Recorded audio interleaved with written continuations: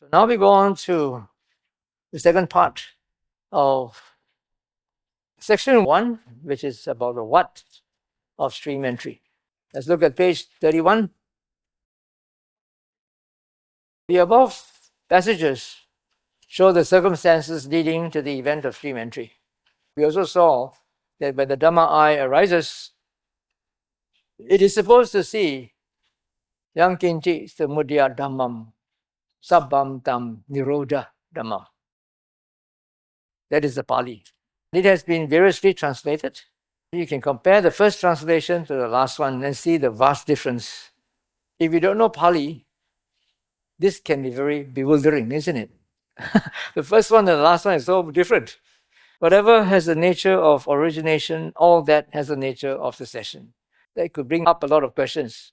What is the meaning of origination? What is the meaning of cessation? What is the meaning of nature of origination, nature of cessation? The last one is very simple. Anything that has a beginning has an end. Just like you read a novel, it has a beginning and an end. If you read a novel, will you get a Dhamma-Eye? That's the problem. If you really want to understand the suttas, it's not so easy to just read translations. You need to have some knowledge of Pali terms, if not Pali grammar.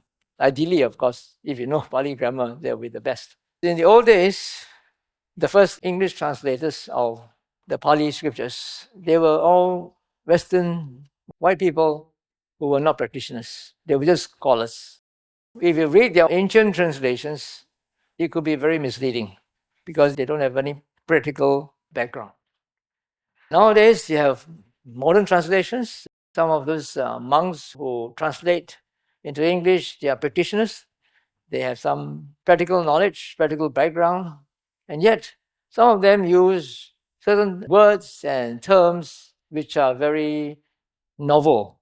It can be very conflicting and very bewildering. To read the same sutta and see different translations, and you wonder who is the one that is writing, giving the most accurate translation. Unfortunately, that's your karma. As lay people, you neither have the time nor the aptitude to pursue body studies seriously. It's just your karma. If you have the good karma, you meet up with a competent and experienced teacher. Otherwise, you meet up with an incompetent and inexperienced teacher. No matter how bad a monastic is, it will always have followers. You look, a lot of those monastics who have scandals, they also have a lot of followers. That's your karma. Can't be helped. Too bad. Our question is, whatever has the nature of origination, all that has the nature of cessation. This is what is stated. This is what the Dhamma-Eye is supposed to see. But what actually is it? Whatever has the nature of arising has the nature of passing away. Whatever arises passes away. Many yogis are able to see things coming and going, can't they? For example, just now when you were practicing open mindfulness during your eating or in between your discussions, while you were trying to focus or trying to anchor your mind to the five senses, you could see the mind doing all sorts of things, right? Memories popping up, spontaneous recognition of things, comments, judgments, proliferating on that, and then you come back to the five senses. You can see things coming and going. Was that the Dhamma-Eye? It isn't. So what could it be? What does the Dhamma-Eye actually see? That's why we are coming to this section. Let's start off with the first extract. The first extract is from Ariyasāvaka Sutta, SN 12.49 on page 31. In essence, this sutta is all about the ability to see conditional cessation. This is expressed by the generic sentence at the top of the page. When this does not exist, that does not come to be. With the cessation of this, that ceases. There is a conditional arising and passing away of things. After that, the Buddha uses the classical 12 links of the dependent origination to explain this conditional cessation. He concludes by saying that a person who knows all this is called one who is accomplished in view. We came across this term before, earlier on. Ditta sampanna. Accomplished in vision. who has arrived at the true Dhamma, who sees the true Dhamma, who possesses a trainee's knowledge, a trainee's true knowledge, who has entered the stream of the Dhamma. Instead of just saying enter the stream, which is Sotapanna, he says entered the stream of the Dhamma. Dhamma sotam samapanno. A noble one with penetrative wisdom, one who stands squarely before the door to the deathless. Although the term stream enterer was not specifically used, we can deduce that the Buddha was talking about a stream enterer because of the synonyms that were involved, and also the word deathless. Again, we encounter it. What is interesting about this sentence or regarding the deathless is that this person, the stream enterer, stands squarely before the door to the deathless. Assume that the door is open. If you stand at the door to the deathless, you can see inside, but you cannot go in by inference. Then we also saw earlier that Sāriputta admitted or acknowledged that he had attained the deathless. So now 2 instances of the word deathless we have met. These are clues for you. Even though in Ariyasāvaka Sutta it states that the stream enterer would have experientially understood conditionality, we didn't really see this explicitly mentioned in the earlier extracts that we saw, the stories. However, the expression, whatever has the nature of origination, all that has the nature of cessation, that is also a generic expression of conditionality and also impermanence. We go on to Kosambi Sutta. Kosambi Sutta is about a conversation or dialogue between 2 monks, Āyasmā Aggacitta and Āyasmā Narada. Āyasmā Aggacitta asked Āyasmā Narada whether he has a personal knowledge that Nibbāna is the cessation of existence, without basing on faith, personal preference, oral tradition, reasoned reflection, or based on acceptance of a view after pondering it. These are the 5 grounds of acceptance. When we accept something, we do so based on one or a combination of these. For instance, you fall sick, you go see a doctor. The doctor examines you, interrogates you. After that, he writes a prescription in a writing which you cannot read. Then you pass it to the pharmacist will give you some medication, you don't even know what it is. But you take it anyway. Why? Out of faith. How do you know this doctor is not a quack? You will know, you have faith in him. Nowadays, we have so many differing and contradictory opinions about nutrition, about the efficacy of vaccination, about the dangers of vaccination. There's one group of scientists and researchers who say that the mRNA vaccination is safe, no problem. It doesn't do any harm to you. Another group of scientists and researchers say, what? That is terrible. That will affect your whole DNA and your generations after that. Who are we to believe? But it doesn't matter whom you believe. You'll be arm-twisted to vaccinate anyway. Belief doesn't count. What I'm trying to say is that we accept things based on belief. Sometimes we accept things based on being arm-twisted into it. The second is from personal preference. Sometimes like you fall in love. Yeah, that's why I say you fall in love. Fall head over heels in love with somebody. And then your friend will say, hey, why you see in this girl, so ugly, so fat. But then to you, she's an angel. She's the most beautiful woman in the whole world. Out of liking, right? There are 2 friends. One of them has a chance to go to listen to a Dhamma talk. The other one missed it. When the Dhamma talk was over, the 2 of them had a conversation and this friend asked the other, How was the Dhamma talk? Wow, fantastic. Very nice. I like it very much. Why? Because the speaker is handsome. What is it about? Can't remember. Anyway, next one. Apart from oral tradition, we Chinese are very good at that. We follow what our ancestors do. Until now, everybody is doing Qingbing, except for some very extremist evangelists. You could say born-again Christians. Otherwise, even Roman Catholics also, they do Qingbing. Now, apart from reasoned reflection, this means that you are an intellectual. You're a person who likes to think, who always comes up with a lot of theories. Whenever you come across something which nobody else can figure out, then you come up with your own theory and you hold on to it and say, this must be correct. That's like MH370. People are coming up with all sorts of theories, and you yourself come up with a theory and say, this must be correct. And you just accept it. Then there's another intellectual, not as creative as you, cannot come up with his own theories. But then he listens to you and he says, yeah, what you say is very reasonable. Huh? Yeah, then he accepts it. This is the last one. Acceptance of a view after pondering over it. Number 4 is coming up with your own theory. Number 5 is you can't come up with your own theory, but you listen to somebody else's theory and then you accept it.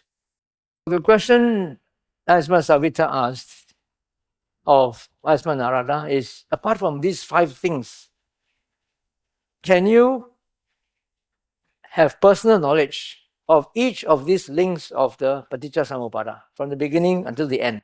Nibbāna is the cessation of existence, is the last link. Before that, he talks about the others.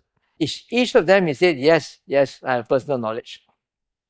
At that point of time, Āyasmā Aggacitta said, then you must be an Arahant. But Āyasmā Narada said, no.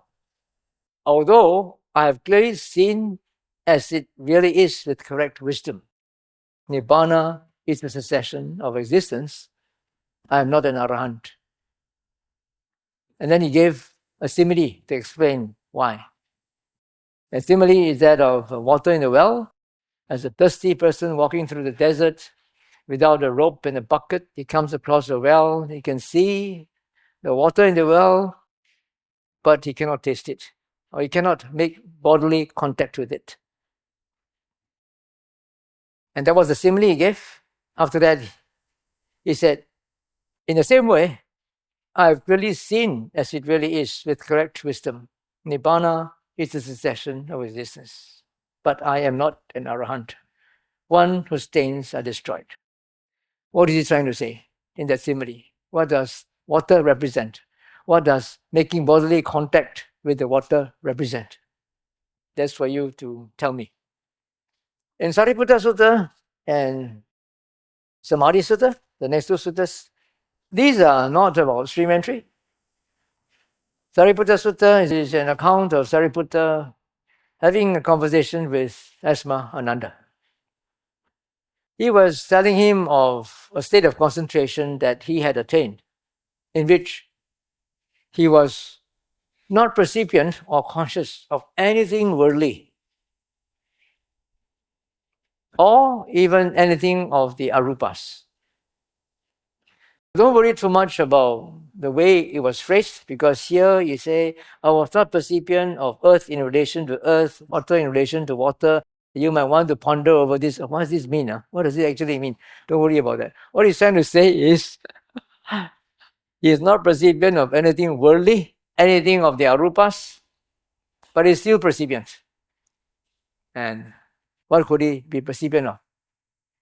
He was percipient of one perception arose and another perception ceased in me. And what was that perception perceiving?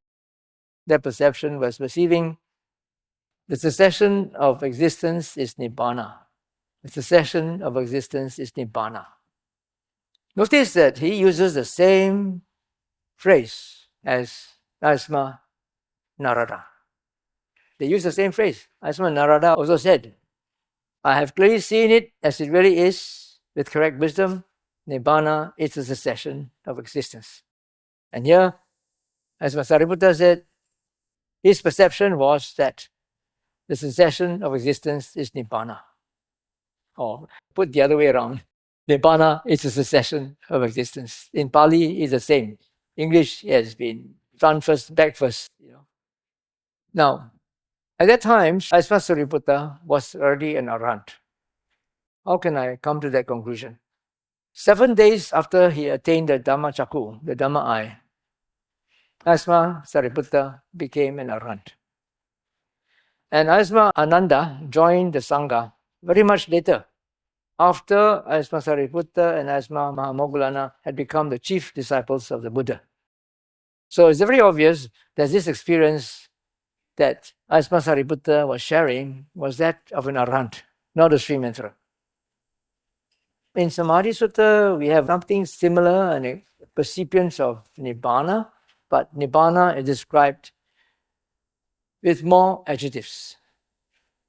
The Buddha here was actually talking to Ananda again about this sort of concentration.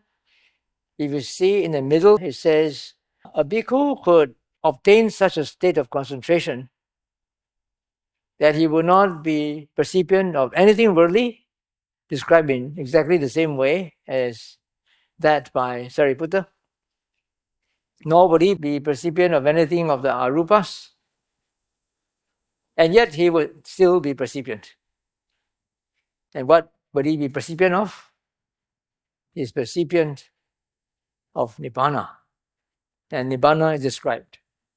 This is peaceful, this is sublime, it is a stilling of all activities, the relinquishing of all acquisitions, the destruction of craving, dispassion, cessation. The stilling of all activities here in Pali is sabba sankhara samatha. Samatha here means stilling, the stilling of all sankharas. So this is Samādhi Sutta. These two suttas are not about stream entry. These are about monks who can attain a state of concentration in which they are not percipient of anything worldly or anything of the Āruppas, and yet they can still be percipient of something which is Nibbāna.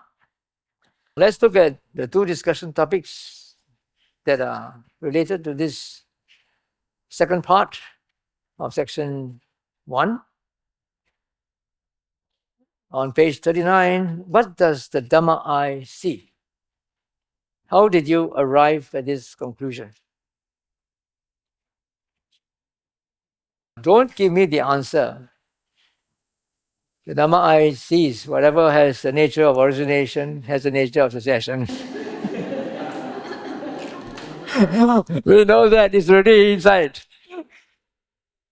We are trying to decipher what that means, okay? Despite saying this, people still say that to me because they don't know the answer. Okay, anyway, you try to figure out, try to decipher what that means. Not based only on that expression, but based on all the other extracts that I've given you, clues from here and there. Second part. What do you understand by the simile of the well water in Kosambi Sutta and the contents of the subsequent two Sutta excerpts, which is Sāriputta Sutta and Samādhi Sutta? What is the contrast between these three suttas, Kosambi Sutta and the other two? Okay, so I will leave you to commence your discussion.